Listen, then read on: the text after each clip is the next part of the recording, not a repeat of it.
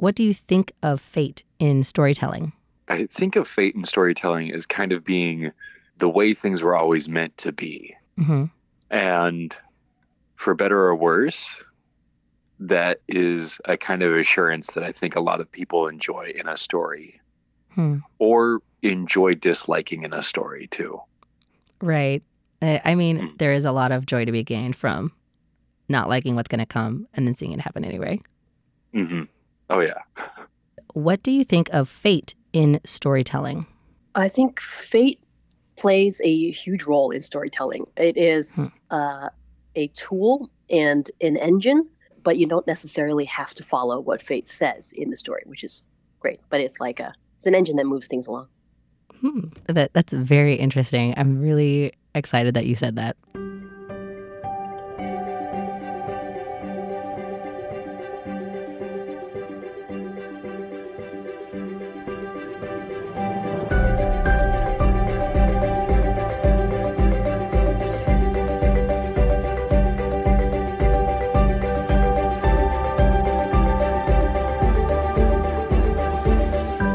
Hello, everyone, and welcome to Tales of Our Times. This is a show where we discuss the stories that move us, what makes them so meaningful, and why others could or should find meaning in them as well. We tackle books, movies, comics, and more. Where there's a story, there's a reason to read. Now, today, we're actually doing a special format episode, which you may have guessed from the introduction, where rather than discussing one story in detail, we're going to be discussing the idea of fate or destiny, what role it plays as a tool in storytelling, and what it lends to the stories where it is used as a writing tool. So let's get into first defining what fate is and how it came to be used as the tool that it is today. When many people hear the word fate, the first thing they think of are the three fates from Greek mythology.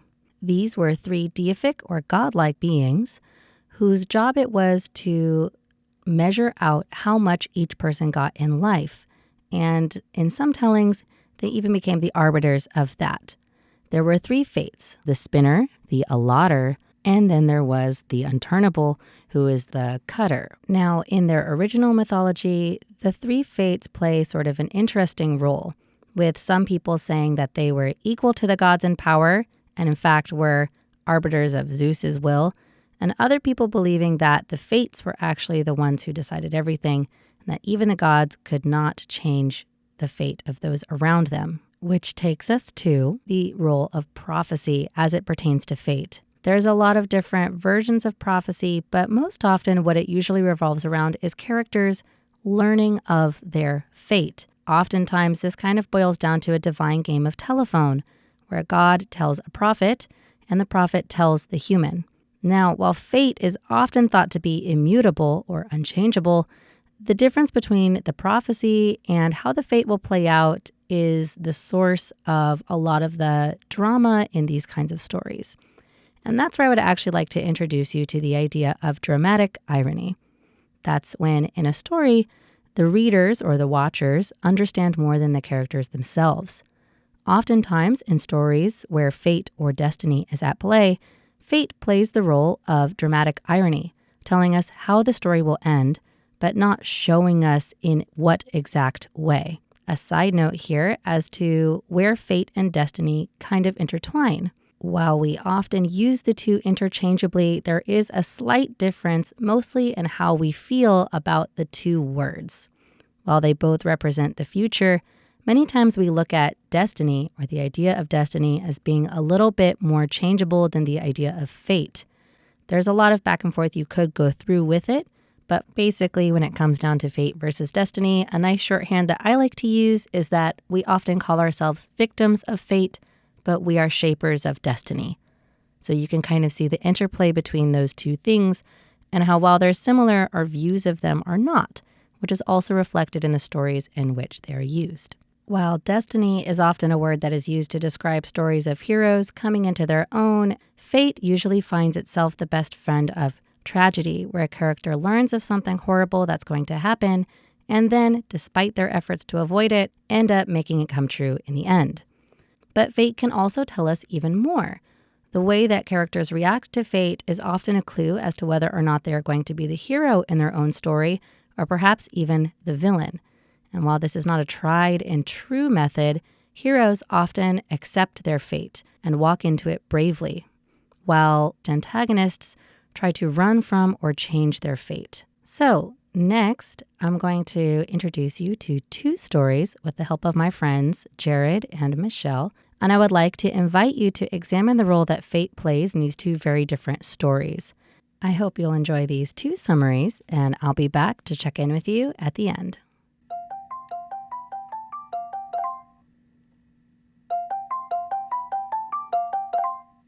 Hello. Hey, Jared. Thank you for joining me today. Thanks for calling. So the last time that you were here, we actually did a story that was pseudo-Greek, and we were talking about God of War. But today, I told you we're discussing the theme of tragedy in storytelling. And not tragedy, the theme of fate in storytelling and how that kind of plays off with tragedy. And you mentioned that you really see that at play in one of Shakespeare's stories. Yeah, so I think the most obvious one is the famous Scottish play, Macbeth.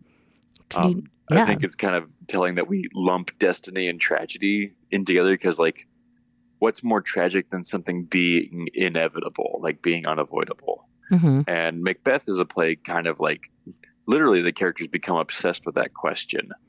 Of like how to try and avoid their own destiny or how to try and avoid their own fate? No, at the end of it, because at the beginning they're all about, how do I get this fate for me? Because in the very famous, like, bubble, bubble, boiling trouble, that whole speech with the 3 witches of the woods that Macbeth meets, it's a prophecy, but only 2/3 of it is right. So it's like, hail Thane of Glamis and soon Thane of Cawdor, like, or maybe I got that backwards, but like 2 roles that, 1, Macbeth already is a noble, and then 2, he just, like, immediately after they say that, he hears from the messenger that was already sent before this scene to go find him to report that he got new holdings from the king. Oh. So 2/3 of it, and soon, like, the 3rd thing the witches promise is, like, and hail Macbeth, King of Scotland. So he sees that he's as something. Tormented by this question, like, is this a dagger I seen before? We're like, should I kill the king who I've served faithfully because I know I'll become king after that? So in that way, he takes kind of an active role in trying to make what he sees as his fate come true. Yes. But the question is, if he had not heard the prophecy, would he have gone about trying to make himself king? Because he also has to get pushed by his wife pretty much too. Like, Macbeth initially doesn't want to murder his king, but Lady Macbeth is wholeheartedly behind this vertical move in her husband's career. Well, for anyone who hasn't heard the play, could you give us like a 1-minute quick rundown of like what happens in Macbeth?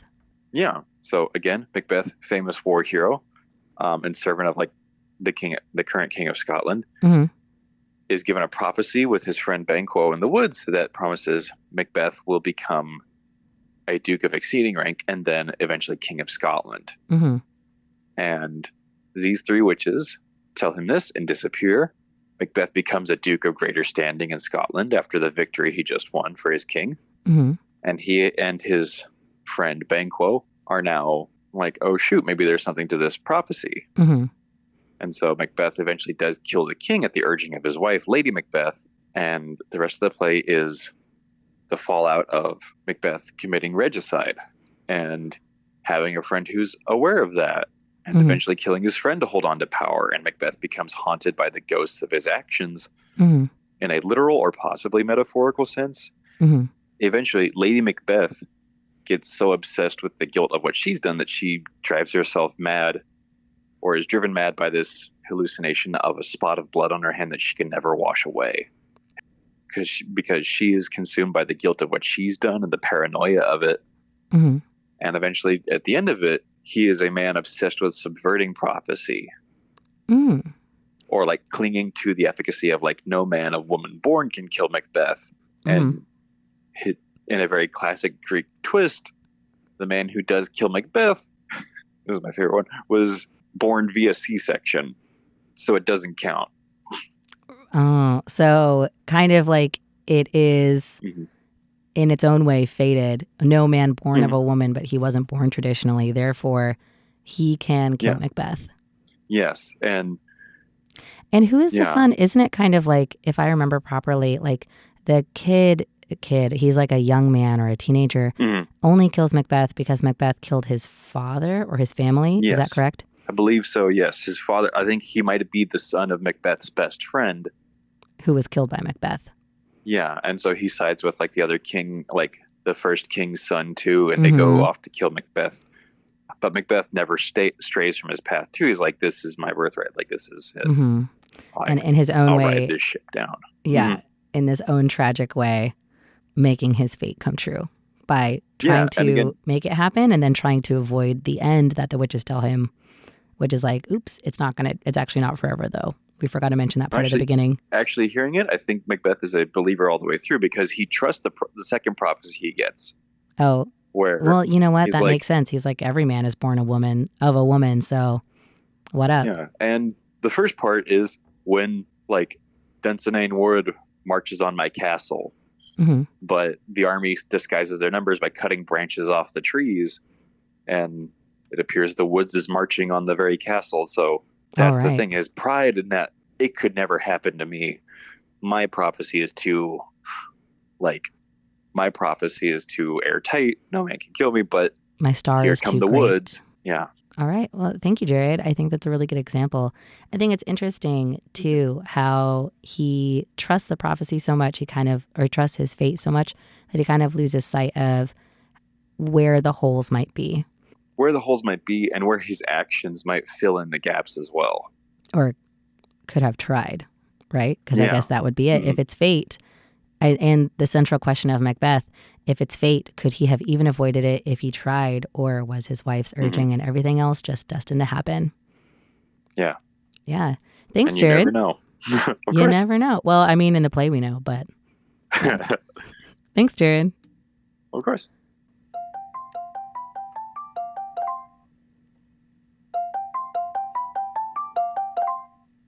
Hey, Michelle, thank you for joining us. Hi. So you've been on the show several times before. And absolutely. Yeah, I love having you. But today, you actually had another, a modern example of fate in storytelling that you said you could share. I am a super fan of the CW series Supernatural. Ooh, perfect. I know, right?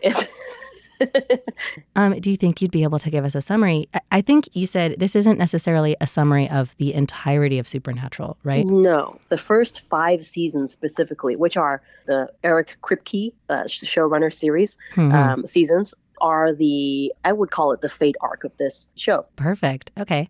Then for the uninitiated like myself, would you mind giving us that summary? Spoiler warning, if you really want to watch Supernatural, this is your last chance to get off of the show. Yes, get off, come back to listen to another one. So Sam and Dean, you were introduced to the characters in season 1. They are 2 brothers who are looking for their dad, and their dad is away searching or hunting the demon named Azazel, who killed their mother, who died when Sam was 6 months old. In season 1, they're unveiling the world of the supernatural and that demons exist and all of these monsters. Season 1 ends with the dad's death, but not before he tells Dean that he's going to have to either save Sam or kill him. So there's the prophecy. Yes. It's very shrouded in mystery. We don't know exactly what that means. Spicy. Now, season 2, they're still hunting the demon Azazel, and they do find out that there are actually other kids that when they were 6 months old, their mothers died. Azazel is going around feeding his blood to infant children, and when the mom walks in on, if the mom walks in on them, she's murdered. And then as a result of the blood drinking, these 6-month-old children who are now adults, they're in their 20s now, they have all developed interesting abilities, like the ability to control minds or super strength, that kind of thing, all attributed to Azazel's blood. So at the end of season 2, though, in a fight with one of these other children, Sam dies. Oh, wow. Yes. And because this is supernatural, Dean is able to sell his soul to the demons in order to save Sam, to bring him back. But instead of the normal 10 years, he is given only 1. And then at the end of season 2, the brothers do hunt down and kill Azazel. I really thought she was he was gonna last a lot longer. Yeah, me too. They did take down Azazel, but season 3 is then fueled by Dean's 1-year time limit because he's only got 1 year on his contract, and they're trying to figure out how to void it. So they're hunting demons. And while they do this, they meet Ruby, who is a demon. Oh. And she comes to them as a friend, quote unquote. Yeah, sure. Go on. As a friendly demon. Go on, Ruby. A friendly demon, right? At the end of season 3, unfortunately, they can't figure out how to break Dean's contract, and he dies. Season 3 ends with Dean in hell being tortured, which is, huge bummer. Dramatic. Now, season 4 opens with Dean actually being back. There are such things as angels, and Dean is resurrected by Castiel, one of the angels. Now, during season 4, it is also slowly revealed that while Dean was in hell, he's being tortured, and every day he's being tortured. They liken it to 1 hour in hell is like 1 year.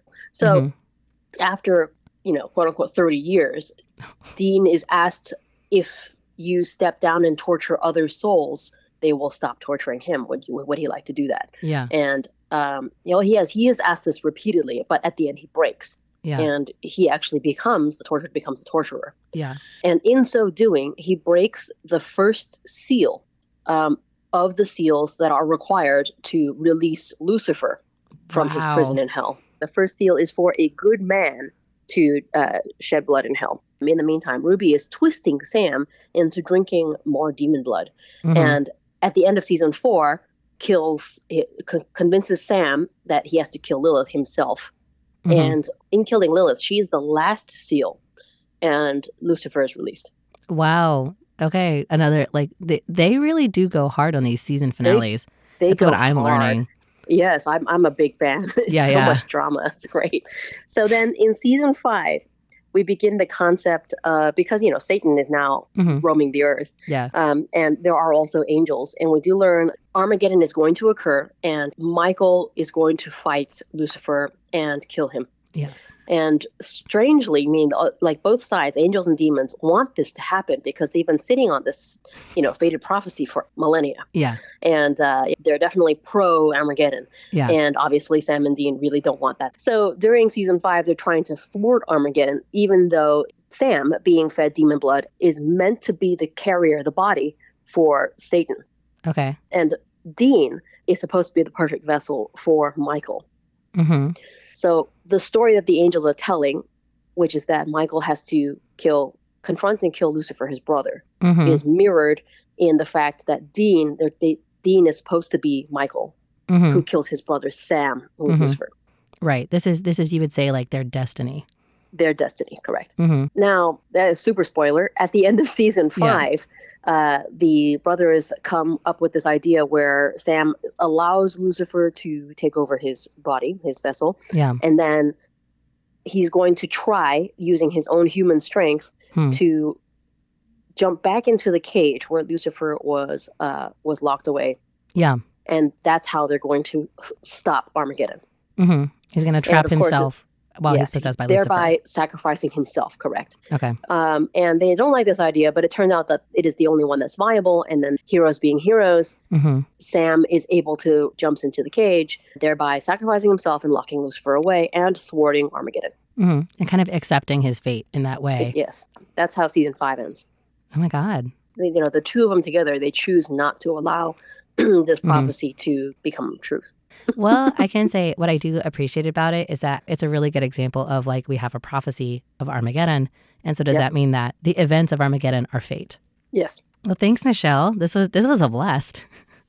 I know. Roller coaster. Definitely a roller coaster. So there you have it. 2 very different stories exemplifying the idea of fate in storytelling. One a little bit older and one a little bit newer. I hope that you enjoyed learning a little bit more about the idea of fate and storytelling. This has been Tales of Our Time on Radio Taiwan International, and I'm your host, Amanda Stevens. As always, we'll see you next time.